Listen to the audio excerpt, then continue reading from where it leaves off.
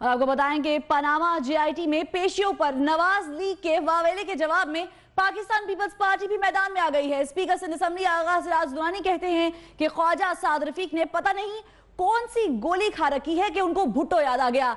उनकी माओ बहनों को जेआईटी में बुलाया गया तो धमकियां दी जा रही हैं। बेनजीर समेत उनकी माओ बहनों ने जेल में रातें काटी हैं। Pakistan Peoples Party Karachi division के सदर डॉक्टर आसिम हुसैन का कहना था कि नवाज लीग वाले इतना शोर क्यों कर रहे हैं, हमारी जेआईटी जेल में और उनकी महलों में हो रही है। नवाज लीग के मिनिस्टर साहब जो हैं उन्होंने पता नहीं कौन सी पिल खाई थी, हमारे सिंधी में कहते हैं कोई टिक्की खाई थी कि वो बूछाड़ थी। उनको शहीद जुल्फ़िकार अली भुट्टो साहब भी याद आ रहे थे, शहीद मोहतरमा बेनज़ीर भुट्टो साहबा भी याद आ रही थी। वो ज़माना याद नहीं आ रहा था जब मोहतरमा शहीद कोर्टों के चक्कर लगाती थी।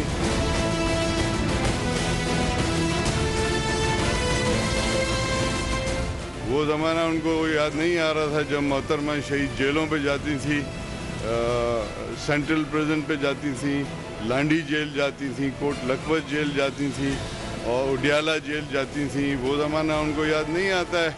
अब उनको याद आता है कि उनकी माँ बेटियाँ अब कैसे जाएंगी जेआईटी में।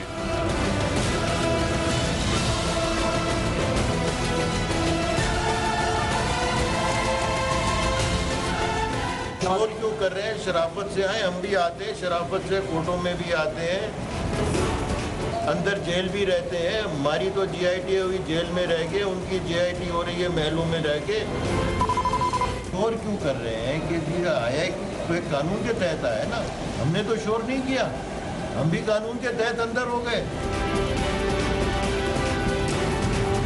कुछ खास टोले, कुछ माफियाज, कुछ बड़े डाकू, उनको हम नहीं पनपने देंगे।